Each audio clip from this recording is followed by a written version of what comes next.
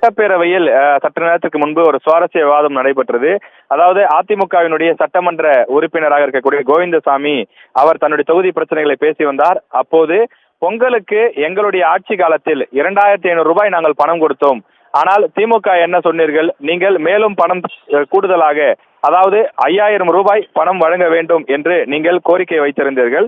ஆனால் தற்போது ஆட்சியில் இருக்கக்கூடிய நீங்கள், நாங்கள் கொடுத்த அந்த 2500 கூட கொடுக்கவில்லையே, வெறும் அரிசி மற்றும் சர்க்கரை மட்டும் தானே கொடுக்கிறீர்கள், ஏன் நிதி கொடுக்கவில்லை என்று கேள்வி எழுப்பினார். அதற்கு பதிலளிக்கக்கூடிய வகையிலே எழுந்த அவை முன்னவர் துரைமுருகன் அவர்கள் எழுந்து பதிலளித்தார். நீங்கள் 2021 2500 ரூபாய் பணம் கொடுத்த போது அப்போது சட்டமன்ற தேர்தல் எதிரில் வந்தது.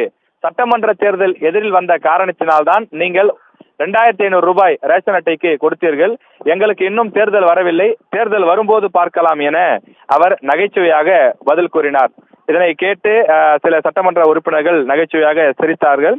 அதன் பிறகு அமைச்சர் சக்கரபாணியும் எழுந்து தன் தரப்பு விளக்கத்தை கொடுத்தார்.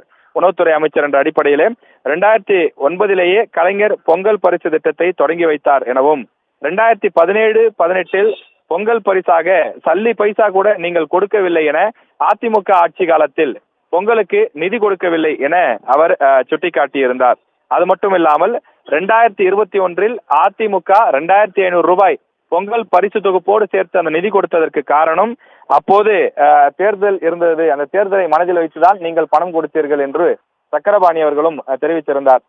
அமைச்சர் துரைமுருகனுடைய கருத்து பேரவையில் சட்டமன்ற உறுப்பினர்களுடைய ஒரு பெரும் நகைச்சுவையாக இருந்தது.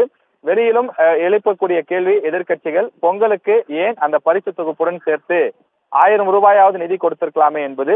அது தேர்தலுக்காக அதிமுக கொடுத்ததாகவும், தங்களுக்கு இன்னும் தேர்தல் வரவில்லை, தேர்தல் வரும்போது பார்க்கலாம் என்றும் அமைச்சர் துரைமுருகன் சிரித்துக் கொண்டே கூறினார். விவரங்களுக்கு நன்றி ராஜேஷ்.